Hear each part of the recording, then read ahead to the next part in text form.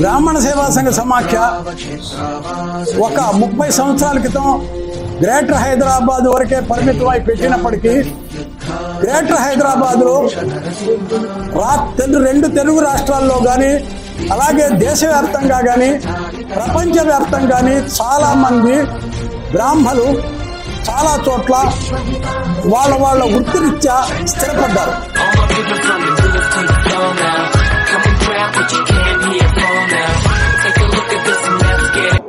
బ్రాహ్మణ సేవా సంఘ సమాఖ్య ఒక 30 సంవత్సరాల క్రితం గ్రేటర్ హైదరాబాద్ వరకే పరిమితమై పెట్టినప్పటికీ గ్రేటర్ హైదరాబాద్లో రెండు తెలుగు రాష్ట్రాల్లో కానీ అలాగే దేశవ్యాప్తంగా కానీ ప్రపంచవ్యాప్తంగా కానీ చాలామంది బ్రాహ్మలు చాలా చోట్ల వాళ్ళ వృత్తిరీత్యా స్థిరపడ్డారు. అలాంటి పరిస్థితుల్లో బ్రాహ్మణ సేవా సంఘ సమాఖ్య అనేది దాని కాన్సెప్ట్ని ఇంటర్నేషనల్ లెవెల్లో తీసుకెళ్ళటానికి చాలామంది ముందుకు వచ్చిన విషయం మీకు తెలిసిందే. బ్రాహ్మడు సామాజికంగా ఆర్థికంగా రాజకీయంగా నిలదొక్కుంటేనే సమాజంలో మంచిని సాధించగలుగుతాం. బ్రాహ్మణుడు ఒక పురోహితుడిగా అర్చకుడుగా వేద పండితుడిగా తరతరాల నుంచి సమాజంలో ఒక హిందుత్వాన్ని భారతీయతను మన సంస్కృతి సాంప్రదాయాల్ని కాపాడుతూ వస్తున్నారు. అలాంటి బ్రాహ్మణులని న్యూనతాభావానికి గురిచేసి రకరకాలుగా వీళ్ళని ఇబ్బంది పెట్టడం ద్వారా అవమానించడం ద్వారా హిందూ ధర్మాన్ని నాశనం చేయొచ్చు అనే ఒక కుట్రపూరిత ఆలోచనతో కొంతమంది దుష్టశక్తులు విచ్చలవిడిగా ప్రయాణం చేస్తున్న సంగతి మనకు తెలిసిందే. బ్రాహ్మణ్ భారత్ చూడో అనే ఒక నినాదాన్ని ఇచ్చిన బీహార్లో కానీ అలాగే జవహర్లాల్ నెహ్రూ యూనివర్సిటీలో కానీ ఇలాంటి అరాచకమైన చర్యలు చేసిన సంఘటనలు మీకు తెలుసు. కానీ విజ్ఞానం ఉన్నవాడిని, తెలివితేటలు ఉన్నవాడిని, చదువు ఉన్నవాడిని ప్రపంచమంతా కూడా గౌరవిస్తుంది. కాబట్టి సాధ్యాలను మనం బేరేజ్ వేసుకుంటూ సమాజంలో ముందరికి వెళ్ళటం కోసమే ఈరోజు గ్రేటర్ హైదరాబాద్లో సమాఖ్య ప్రతి నియోజకవర్గంలో ప్రతి జోన్లో ప్రతి అసెంబ్లీ స్థానంలో అలాగే వివిధ విభాగాల్లో కూడా కమిటీలు వేసి బ్రాహ్మణుల్ని చైతన్యవంతులు చేస్తున్న సంఘటనలు మనం చూస్తున్నాం. కానీ ఆ అపశృతులు మెజారిటీ ఆఫ్ ది పర్సన్స్ కనుక ధర్మం వైపు ఉంటే వాళ్ళని సమాజంలో తీర్చిదిద్దగలిగితే మనం ఎవరైతే అపశృతులు పాడుతున్నారో వాళ్ళు మామూలుగా మనతో పాటు గళం విప్పక తప్పదు. కాబట్టి మనము ముషీరాబాద్ నియోజకవర్గంలో ఈనాడు ఒక రీఆర్గనైజ్ చేసి కమిటీని యంగ్ బ్యాచ్ని శ్రీరామ్మూర్తి గారి ద్వారా మనం ఒక సమాఖ్యలో R&D డెవలప్ చేశాం.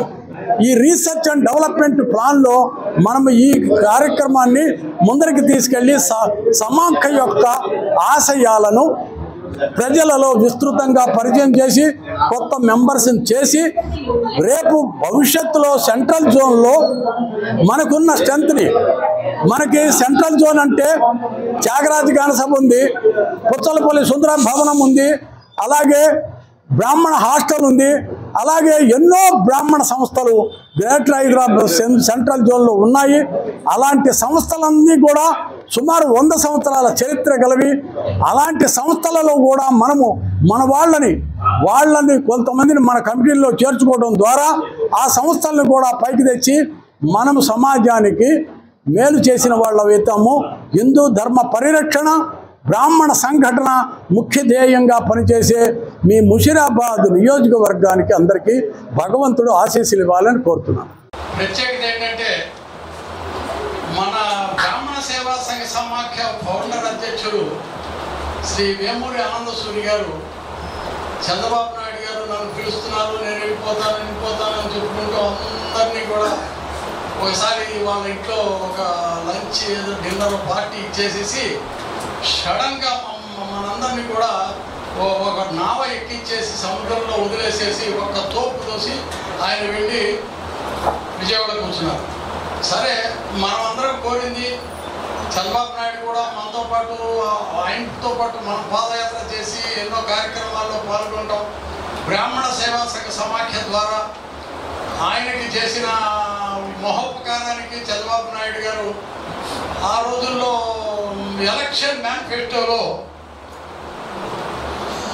బ్రాహ్మణ సేవా సంఘ సమాఖ్య ద్వారా వేమూరి ఆనంద సూరి గారు గ్రేటర్ హైదరాబాద్ నుంచి సుమారుగా 10 బస్సుల్లో అలాగే ఒక 10 కార్లలో వెళ్ళి రేపల్లిలో మీటింగ్ పెట్టి చంద్రబాబు నాయుడు గారు పిలిచి బ్రాహ్మణ సమస్యల గురించి అన్ని వివరంగా చెప్పడం వల్ల ఆయననే ఆన్ ది స్పాట్ నేను ఇది బ్రాహ్మణ సేవా సంఘ సమాఖ్య యొక్క కోరికల పత్రాన్ని యాజిటీవ్గా ఎలక్షన్ మేనిఫెస్టోలో పెడుతున్నానని చెప్పి ఆ రోజు ఎలక్షన్ మేనిఫెస్టోలో పెట్టారు. ఆ తర్వాత ప్రభుత్వం వచ్చిన తర్వాత బ్రాహ్మణ కార్పొరేషన్ ఏర్పరిచి మనకి ఏదైతే అనుకున్నామో డిమాండ్స్ అవన్నీ కూడా ఫుల్ఫిల్ చేశారు చంద్రబాబు నాయుడు గారు. దీని వెనకాల ఆనంద సూరి గారి కృషి అమోఘం. ఎందుకంటే ఆనంద సూరి గారు ఆ రోజుల్లో చాలా మంది హాస్యాస్పదంగా తీసుకున్నా సరే ఏదో ఒక టీం తీసుకుని 2-3 కార్లు తీసుకుని బండారు దత్తాత్రేయ దగ్గరికి, కేసీఆర్ గారి దగ్గరికి, అలాగే లోకసత్తా జయప్రకాష్ నారాయణ గారి దగ్గరికి, చంద్రబాబు నాయుడు గారి దగ్గరికి, ఇలాగా అన్ని సిపిఎం రాఘవులు, సిపిఐ నారాయణ, ఇలా అన్ని పార్టీల ప్రెసిడెంట్ సెక్రటరీని కలిసి మెమోరాండం సమర్పించి బ్రాహ్మణ సమస్యల గురించి హైలైట్ చేసిన వ్యక్తి ఆనంద సూరి గారు.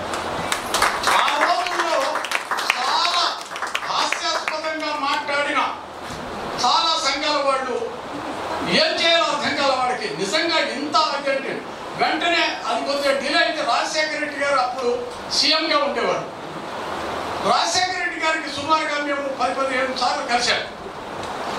తర్వాత కాలంలో ఆనంద సూరి గారు బ్రహ్మగత్యం తర్వాత ఆయనకి పొలిటికల్ సీక్వెన్స్తో చంద్రబాబు నాయుడు గారికి దగ్గర అవడం వల్ల రాజశేఖర రెడ్డి గారి దగ్గరికి అప్పీల్ చేయడానికి ఆయన యాజిటేషన్లో ఉండేవాడు కానీ రాదు. కానీ ఆయన చేసిన కృషి రాజశేఖర రెడ్డి గారు ఆ రోజు అడిగింది ఏంటంటే, నేను అన్ని పార్టీలకు ఒపీనియన్ తీసుకోవాలి, బ్రాహ్మణ ఒక్కరికి నేను ఇట్లా చేయలేను, పరిస్థితి ఇది అంటే వెంటనే ఆనంద సూరి గారు అన్ని పార్టీలు కలిసినప్పుడు వాళ్ళు ఏదైతే ప్రింట్ మీడియాలో స్టేట్మెంట్స్ ఇచ్చారో బ్రాహ్మణులు సామాజికంగా ఆర్థికంగా అణగదొక్కబడ్డారు, వాళ్ళకి హెల్ప్ చేయటం విషయంలో మా పార్టీ తరఫున మేము యునానిమస్గా తీర్మానం చేసి ఆ సహకారం అందించాలని, బ్రాహ్మణులకు అందించాలని కోరుతున్నామని చెప్పి అన్ని పార్టీలకు వాళ్ళు ఇచ్చారు. సభాముఖంగా చెప్పిన మీరు ప్రెస్ వాళ్ళు ఉంటే కూడా రాసుకోవచ్చు.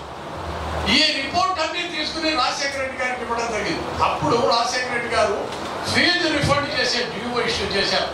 దానివల్ల బ్రాహ్మణ పిల్లలకి అంతేకాదు వేరే పిల్లలకు కూడా చాలా మందికి ఎవరైతే రిజర్వేషన్ పొందలేకపోతున్నారో వాళ్ళందరి యొక్క పిల్లలకి ఫీజు రిఫండ్ చేసే డ్యూ ఇష్యూ చేయడం జరిగింది.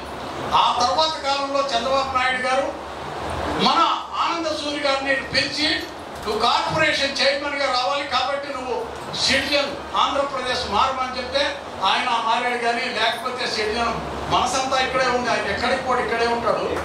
ఈ రోజున మనము ఎలా కనుక పట్టుకుని ఒక 2-3 సార్లు గట్టిగా పట్టుకుని లాక్కొస్తే ఈ రోజు వచ్చింది కూడా నారాయణరావు రాధాకృష్ణ కోసం వచ్చాడు, ఆయన మా కోసం రాదు.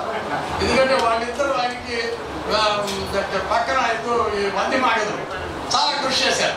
అందువల్ల నేను చెప్పబోయేది ఏంటంటే